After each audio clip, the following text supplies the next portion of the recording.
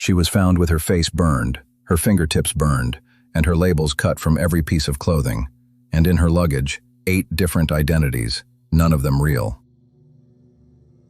Bergen, Norway, November 29, 1970. A father and his 2 daughters discovered a body in a remote valley called Isdalen, the Ice Valley. The death was ruled suicide.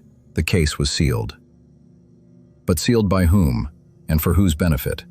That question has never been answered. Because the evidence does not point to a woman who was lost. It points to a woman who was deliberately made to disappear. Welcome to the grim archive. Tonight's file, the Isdal Woman. In the Bergen police inventory, logged November 1970, investigators recorded 8 separate sets of identity documents found in 2 suitcases at a left-luggage locker at Bergen railway station. 8 names. Each identity supported by forged papers consistent with professional manufacture, not the work of a petty criminal. The labels had been cut from every garment she wore. Her fingertips and face had been burned, whether before death, during it, or as a consequence of the fire that killed her. The record does not definitively resolve, but the effect was the same. She could not be identified by fingerprint or by face. Someone had prepared this woman, or someone had prepared her disappearance. The autopsy, conducted by Bergen forensic authorities, found a large quantity of sleeping pills, including phenobarbital, in her system. There were burn injuries consistent with fire accelerant. There were bruises. The official cause of death was recorded as suicide by poisoning and fire, but the autopsy findings themselves were not straightforward. The bruising pattern was noted in the record. The origin and spread of the fire raised questions that the suicide ruling did not fully address. When NRK journalists and the subsequent cold case review examined those findings decades later, they documented that the injuries were not entirely consistent with self-infliction, that the physical evidence left open the possibility that she had not acted alone, or had not acted at all. Those observations were in the record, and then the record was sealed from public access for decades. Witnesses who had encountered the woman in the weeks before her death gave consistent and specific accounts. Hotel staff in Bergen and other Norwegian cities described a woman traveling alone, paying cash, checking in under different names each time. She spoke fluent German, French, and English, sometimes in the same conversation. She asked pointed questions about who had inquired after her. She moved between hotels after short stays, rarely keeping a predictable pattern. These are not the behaviors of a tourist.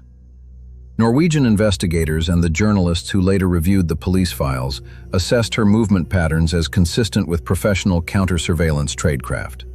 That assessment is in the record, and it went nowhere. Investigators eventually traced one of her identities to travel through Belgium, Switzerland, and West Germany in the months before her death.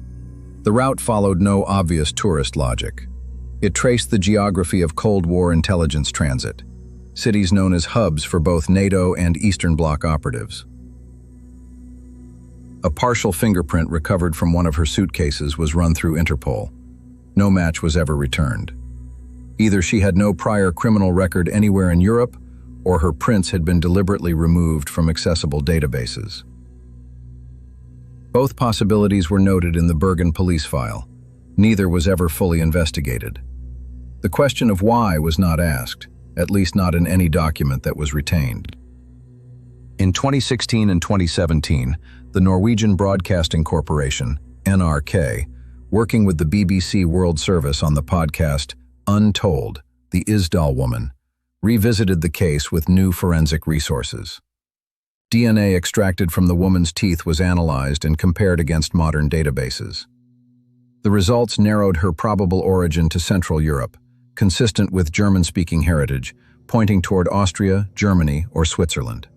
But no DNA match was ever confirmed against any national missing persons database. That absence is itself a data point. For a woman who traveled extensively across Europe in the late 1960s, to appear in no missing persons registry anywhere on the continent, that does not happen by accident. It happens by design or by intervention. The detail that investigators and journalists have returned to most often is this. Within weeks of the body's discovery, at least 2 foreign intelligence services made quiet, informal inquiries with Norwegian authorities about the case.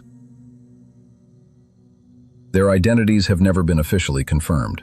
What is confirmed, documented in Norwegian police records reviewed by NRK, is that both inquiries were made, and that both services went silent immediately after receiving initial information. They did not follow up. They did not identify the woman. They did not offer assistance. Services that inquire and then vanish do not do so out of indifference. They do so because they received the answer they needed. What would a foreign intelligence service want to know in the first days after an agent, or an asset, turned up dead in a Norwegian valley? Whether the body had been identified, whether the false identities had been traced, whether anyone had connected the travel route to an active operation. Those questions have specific operational answers, and if the answers confirmed that the woman remained unidentified, that her real name was intact, that the operation, whatever it was, remained uncompromised, then there would be no reason to follow up. The silence of those two services is not a gap in the record. It may be the record's most coherent entry. The Bergen police formally closed the case and then sealed the investigative file. That sealing was not standard Norwegian procedure for an unidentified death. It required a specific decision. Someone decided that the Isdal Woman's file should not be accessible. The stated reason, when the file was eventually partially reviewed by NRK journalists decades later, was that the case contained information touching on foreign relations. A suicide in a Norwegian valley touching on foreign relations. That framing transforms the case entirely. It means that Norwegian authorities at some level understood who or what she represented and chose formally and deliberately to close the door. There are two competing frameworks for what the Isdal Woman was. The first, she was a freelance operative, a courier, an informant, or a low-level intelligence contractor working for one or more services, killed when she became a liability or a risk. Her elaborate counter-surveillance habits suggest someone who understood the danger of her position. The second, she was a fully trained officer. East or west, accounts differ and no definitive evidence has settled it, who died on an active operation and whose handlers ensured her real identity never surfaced. Both frameworks account for the same documented facts. Neither can be proven. What can be proven is that someone ensured they could not be. What the record supports, not as theory but as documented fact, is this: a woman using at least 8 false identities, whose movement patterns investigators assessed as consistent with counter-surveillance tradecraft, fluent in multiple European languages, died in Norway in 1970 under circumstances the autopsy record and subsequent cold case review found inconsistent with straightforward self-infliction. Her file was sealed on grounds touching foreign relations. 2 intelligence services inquired and went silent. No government has ever claimed her. No family has ever come forward. The Norwegian Cold Case Unit reopened the investigation in 2017. As of the most recent public statements, it remains open and unresolved. The official position is that she has not been identified. That position has been maintained for over 50 years. There is a grave in Bergen's Mullendal Cemetery where she was buried under the name Isdal Woman, November 1970. The headstone is maintained. Flowers appear on it, left by people who do not know who she was, but find they cannot let it go. The case does not lack evidence. It lacks permission. Someone, somewhere, holds the file that closes this. That file has not moved in 50 years.